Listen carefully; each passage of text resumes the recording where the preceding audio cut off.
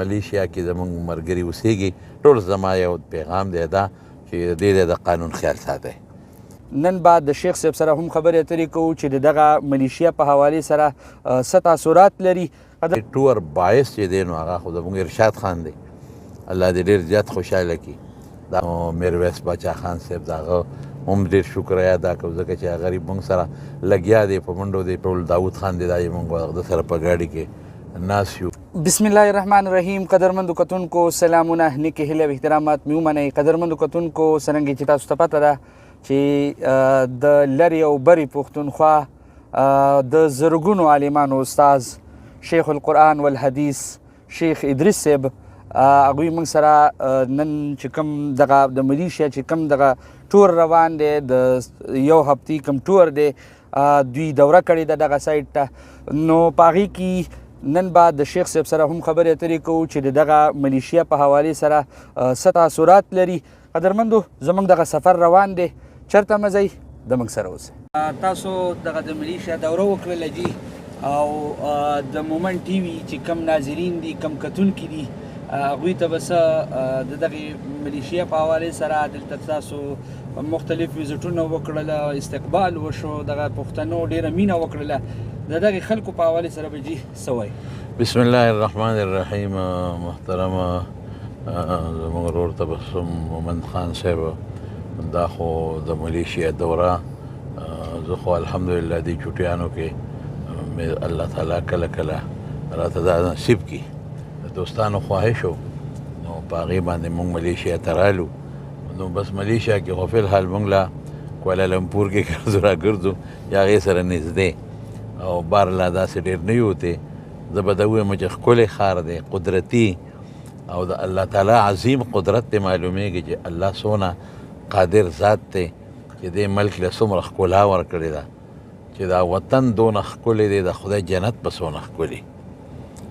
دا یو نمونه ده زموږ دپاره د دنیا دا بوټي او د دنیا دا نظارې دې ته چې مونږ ګورو نو مونږ ته به د جنت نظارې یادېږي، خو الله دې هغه زموږ نصیب کړي.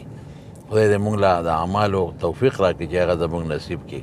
نو ما خو یو څو څیزونه دلته نوټ کړي، یو دا دی چې دلته ځنګل ډېر زیات دی، خصوصا دا پام بوټي دي، اوس هم مونږ په لاره باندې ځو، دا ډېر زیات دي. یو خوا بل خوا ځنګلې دي په میلونو، د دې نه دوی بیا تیل وباسي، پیداوار یې د دې ډېر زیات دی او د معیشت لپاره لویه خبره هم دا هم ده.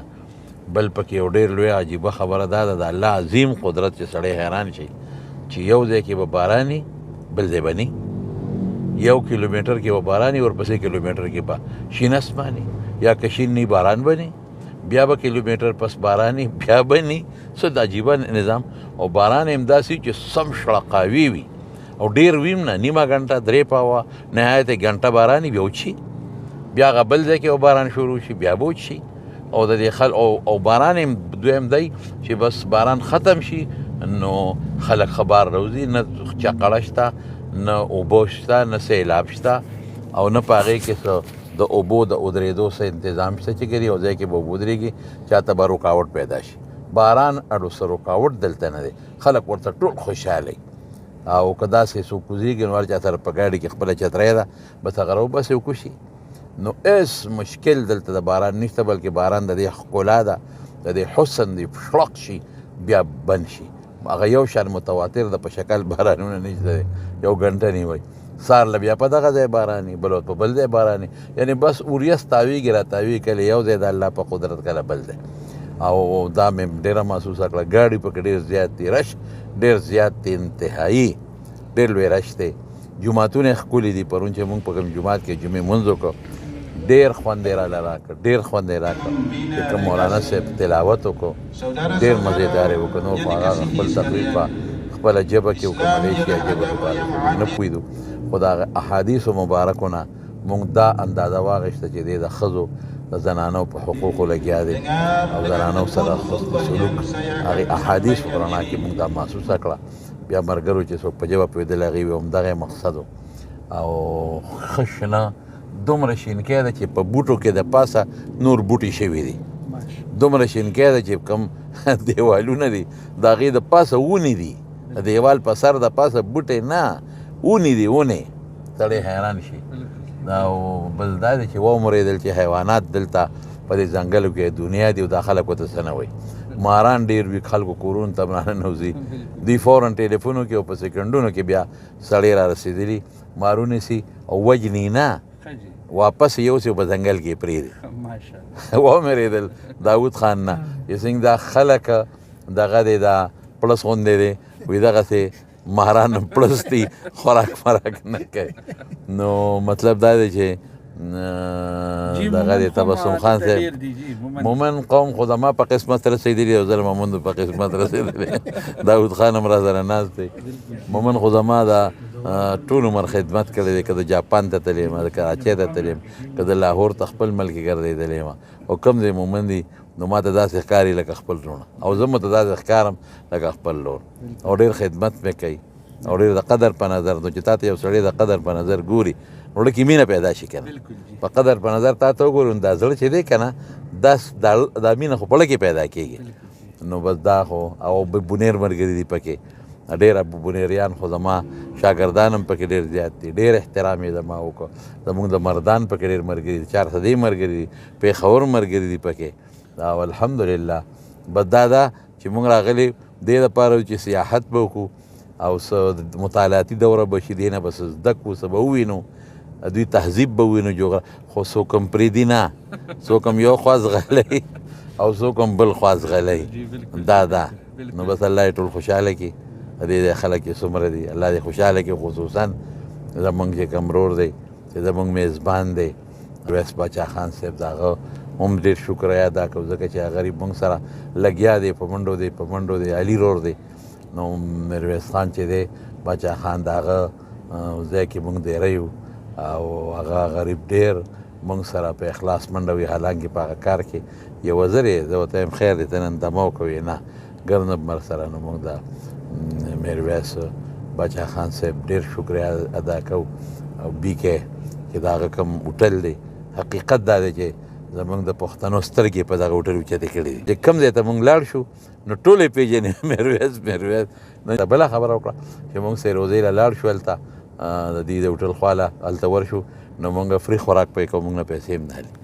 نو دا ډېره لویه خبره ده.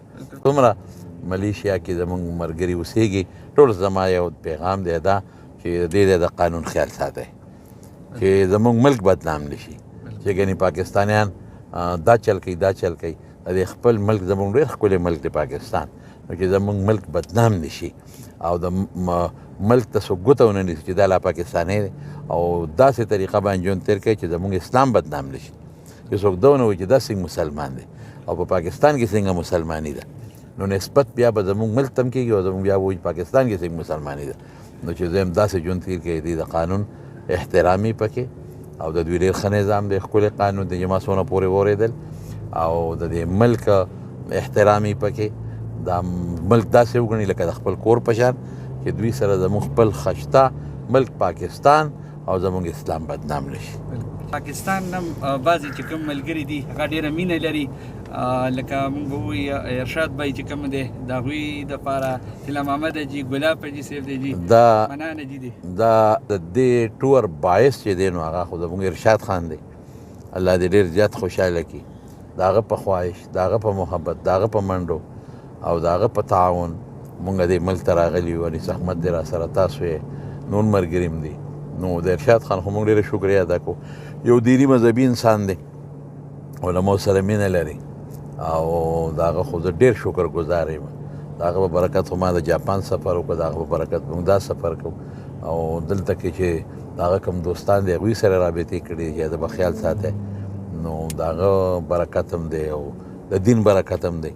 نو الله تعالی د ارشاد خان هم ډېر خوشحاله کړي او د هغې نه علاوه چې نور کوم زموږ دوستان دي نو ټول داود خان دی دا چې مونږ د سره په ګاډي کې ناست یو او طلا محمد حاجي صاحب سره هم وختي رابطه وکړه او هغه بار درته وایي چې ګورې خیال یې ساته او دا او دا. نو طلا محمد حاجي صاحب هم مونږ ډېر انتهایي شکریه ادا کوو. منان حاجي صاحب شو، ګلاب حاجي صاحب، څومره دوستان چې دي الله یې ټول خوشحاله کړي او خیر او برکت الله رسوي.